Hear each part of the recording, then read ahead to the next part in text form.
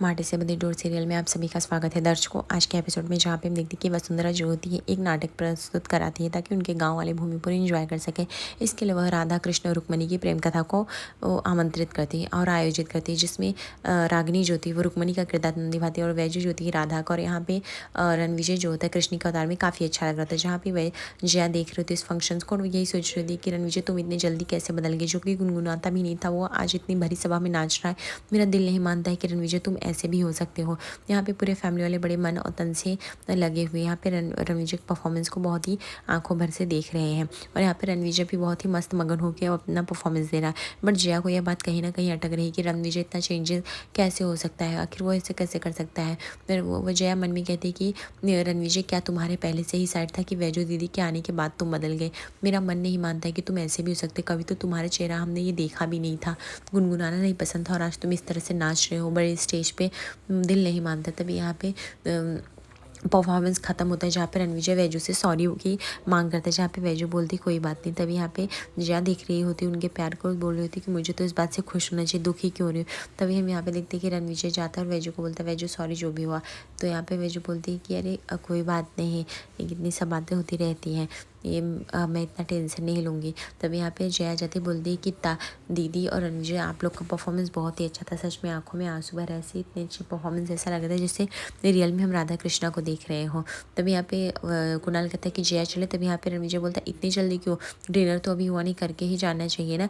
तभी यहाँ पे कुणाल कहता है कि हम यहाँ डिनर करने नहीं आए। तो यहाँ पे रणविजय बोलता तो तुम आए ही क्यों थे, जया के साथ आए तो तुम्हें जया के साथ ही जाना पड़ेगा, तो डिनर करके जा ही सकते हो ना। तो यहाँ पे कुणाल कहता है कि रणविजय पता नहीं तुम्हारी क्या प्रॉब्लम है, मैं आया था क्योंकि जया की खुशी के लिए आया था, वह आपकी वाइफ ने हमें इनवाइट किया था इसलिए आया था, बाकी अब हो गया तो हम यहाँ से जा रहे हैं। तब यहाँ पे जया बोलती रणविजय क्या है, तुम हमेशा कुणाल की इस तरह से बेइज्जती नहीं कर सकते हो। रणविजय कहता है कि अच्छा जया, और कुणाल हर बार मेरी बेइज्जती कर सकता है, ऐसा चलेगा क्या। तभी यहाँ पे जया बोलती है कि वो कुणाल तुम्हारी बेइज्जती करता ही नहीं है। तब यहाँ पे रणविजय बोलता है कि भूल गई, जब हम तुम्हें हॉस्पिटल में देखने आए थे तो इसने मुझे देखने नहीं दिया था, इसने हमें भगा दिया था, या इवन वैजू को भी मना कर रहा था। तभी यहाँ पे जया जो होती है वो पूछती है कुणाल से कि क्या तुमने सच में से किया था। कुणाल बोलता है कि जया मैंने वो किया था क्योंकि मुझे वो टाइम वो ठीक लगा, तुम्हारी हालत बहुत ही ख़राब थी और मैं नहीं चाहता था कि तुम्हें कोई भी डिस्टर्ब करे या तुम्हारी मेंटल स्टेटस तुम्हारा ख़राब हो, इसलिए मैंने मना किया था, बाकी कुछ नहीं।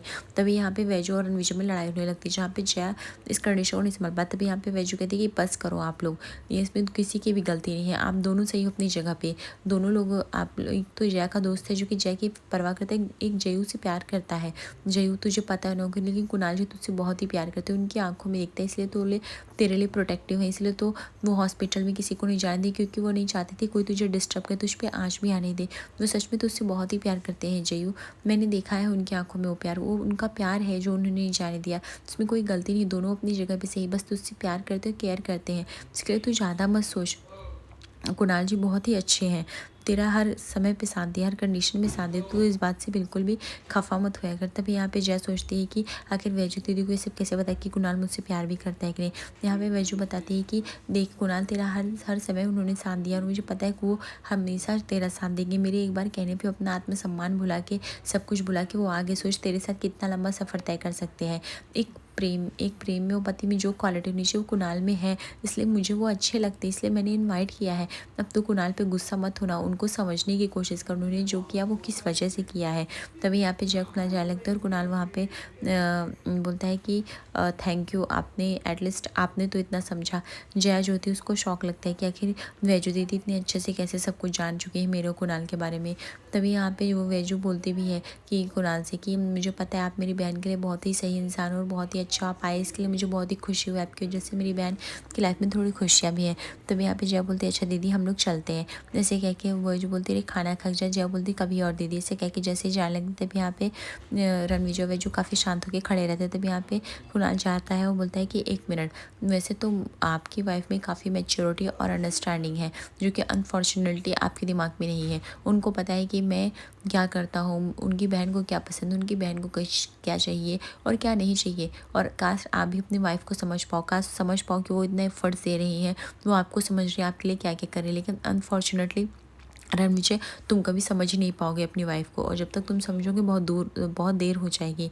तुम्हें समझना होगा कि वो आखिर उसने तुम्हारे लिए कितना कुछ किया है। लेकिन एनीवेज फॉरगेट इट, मैं जा रहा हूँ।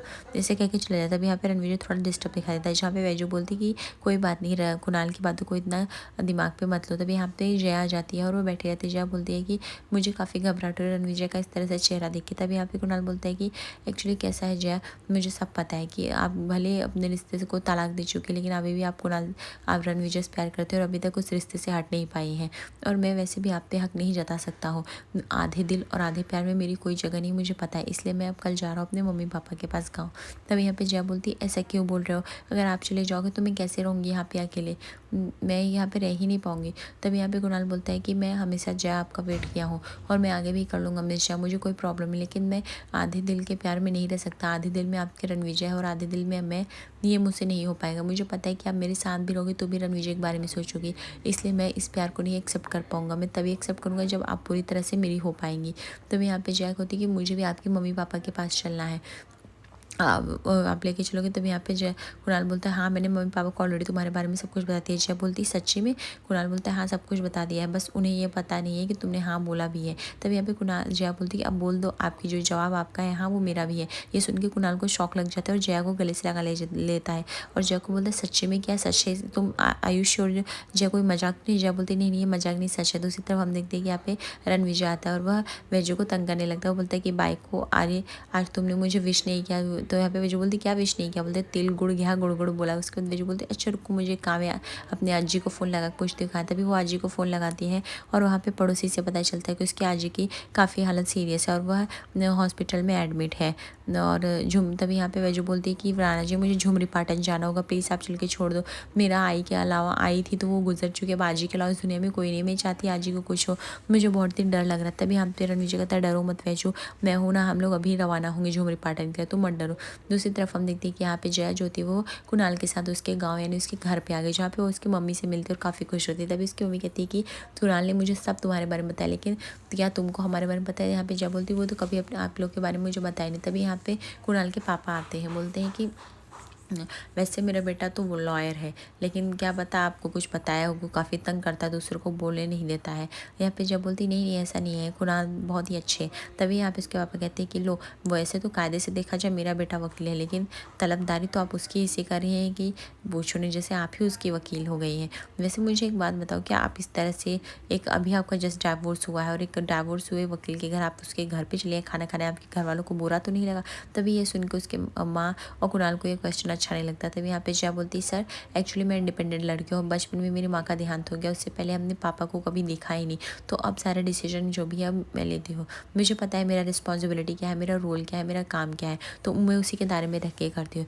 तभी यहाँ पे उसके कुणाल के पापा काफ़ी इंप्रेस होते हैं, सवाल से बोलते, काफ़ी अच्छी लड़की, कॉन्फिडेंस भी है और मर्यादा भी है, मुझे पसंद आई। तभी यहाँ पे कुणाल बोलता है, बस करो पापा, अगर सेशन खत्म हो चुका तो हम लोग खाना खाएं। तभी आप देखते हैं आजी को होश आता है और वैजू से मिलती है और वैजू को बोलती, वैजू मैं ठीक हूँ, मैं इतने जल्दी नहीं मरूंगी, तो इतना चिंता क्यों करी? वैसे तुझे और तुम दोनों को साथ में देख के मुझे बहुत ही खुशी हो रही। अब मैं तुम दोनों के बच्चे और पोतों को खिला के ही यहाँ दुनिया से जाऊँगी, इतनी जल्दी नहीं जाने वाली मैं।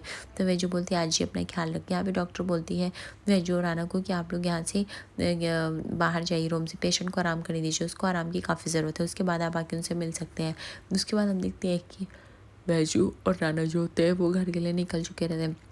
तभी यहाँ पे पुलिस जो थी चेकिंग कर रही होती है लाइसेंस के लिए, जहाँ पे रणविजय के पास लाइसेंस नहीं रहता है और वो बोलता है कि अभी मैं क्या करूँगा, मुझे तो कुछ समझ में नहीं। वो जाता है, पुलिस से रिक्वेस्ट करता है कि मेरे पास लाइसेंस नहीं, बट गाड़ी का कागज़ आप ये देख तो सकते हो।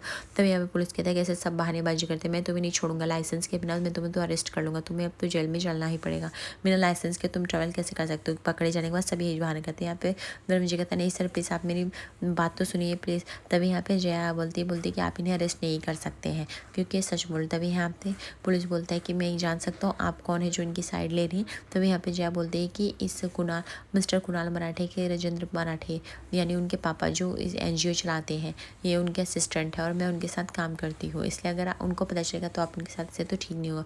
तभी यहाँ पे पुलिस बोलते हैं, सॉरी मैडम आप लोग जा सकते हो, मुझे पता नहीं था।